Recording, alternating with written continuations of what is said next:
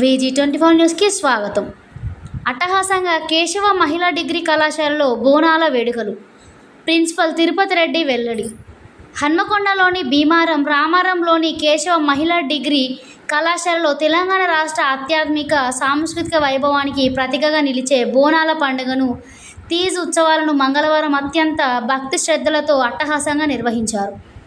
ఈ సందర్భంగా కళాశాల విద్యార్థినులు అధిక సంఖ్యలో సాంప్రదాయబద్ధంగా బోనాలు తయారు చేసి, సాంప్రదాయ వస్త్రధారణలో అమ్మవారికి కళాశాల ప్రాంగణంలో బోనాలు సమర్పించి ప్రత్యేక పూజలు నిర్వహించారు.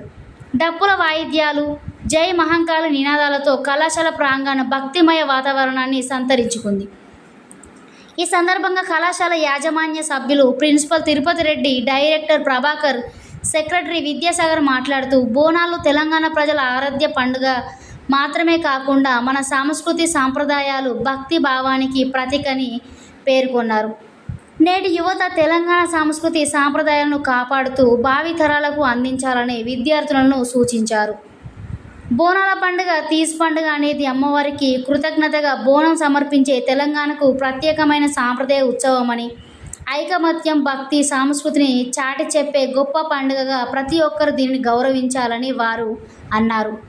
ఈ కార్యక్రమంలో కళాశాల అధ్యాపకులు, బోధనేతర సిబ్బంది, విద్యార్థినులు అధిక సంఖ్యలో పాల్గొని వేడుకలను విజయవంతం చేశారు.